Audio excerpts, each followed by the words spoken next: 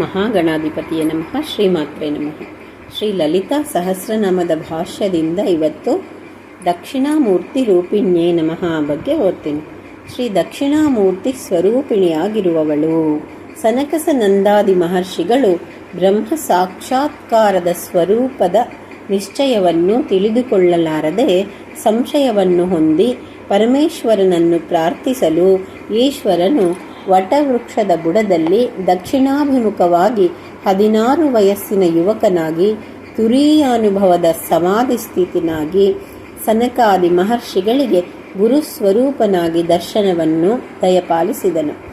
ಬ್ರಹ್ಮ ಸಾಕ್ಷಾತ್ಕಾರ ರೂಪವಾದ ಸಮಾಧಿಯ ಸ್ವರೂಪವಾದ ಚಿನ್ಮುದ್ರೆಯಿಂದ ಶಿಷ್ಯರುಗಳಿಗೆ ದರ್ಶನವನ್ನು ದಯಪಾಲಿಸಿದ ಕೂಡಲೇ ಶಿಷ್ಯರಲ್ಲಿದ್ದ ಸಂಶಯವೆಲ್ಲ ಪರಿಹಾರವಾಗಿ ಬ್ರಹ್ಮಜ್ಞಾನೋದಯವಾಯಿತು.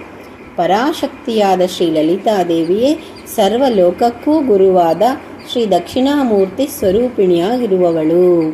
ಶ್ರೀ ದಕ್ಷಿಣಾಮೂರ್ತಿಯ ಅವತಾರದ ತತ್ವವು ನಮ್ಮಲ್ಲೂ ಜೀವನ್ಮುಕ್ತನ ಸ್ವರೂಪಕ್ಕೆ ಅನ್ವಯವಾಗುವುದು. ಜೀವನ್ಮುಕ್ತ ಸ್ಥಿತಿಯನ್ನು ಪಡೆಯುವ ಮಾರ್ಗಕ್ಕೆ ಉತ್ತರ ಮಾರ್ಗವೆಂದು ಹೆಸರು. ಇದಕ್ಕೆ ಅಥೋತ್ತರೇಣ ತಪಸ ಎಂಬ ಶ್ರುತ್ಯಾಧಾರವಿದೆ. ಆದುದರಿಂದ ಜೀವನ್ಮುಕ್ತನಾಗುವವರೆಗೆ ಉತ್ತರದ ಮುಖ, ಜೀವನ್ಮುಕ್ತನಾದವನಿಗೆ ದಕ್ಷಿಣದ ಮುಖ.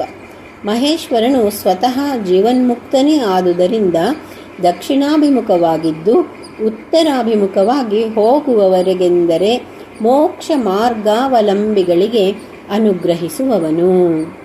ಮುಂದಿನದ್ದು ಸನಕಾದಿ ಸಮಾರಾಧ್ಯಾಯೇ ನಮಃ. ಸನಕಾದಿ ಮಹರ್ಷಿಗಳಿಂದ ಪೂಜಿಸಲ್ಪಡುವವಳು. ದಕ್ಷಿಣಾಮೂರ್ತಿಯ ಸ್ವರೂಪವಾಗಿದ್ದಾಗ ಸನಕಾದಿ ಮಹರ್ಷಿಗಳು ಸೇವೆ ಮಾಡುತ್ತಿದ್ದರು. ಜೀವನ್ಮುಕ್ತನನ್ನು ಕರ್ಮಜ್ಞಾನ ಮಾರ್ಗವಿಳಂಬಿಗಳಾದ ಜನರು ಸೇವಿಸುವವರು. ಮುಂದಿನದು ಶಿವಜ್ಞಾನ ಪ್ರದಾಯಿನ್ಯೇ ನಮಃ. ಮಂಗಳಕರವಾದ ಬ್ರಹ್ಮಜ್ಞಾನ ಪ್ರದಾತಳು. ಅವತಾರವೆತ್ತಿದ್ದ ಶ್ರೀ ದಕ್ಷಿಣಾಮೂರ್ತಿಯ ಸ್ವರೂಪವೇ ಬ್ರಹ್ಮಜ್ಞಾನದಾಯಕವಾಗಿತ್ತು.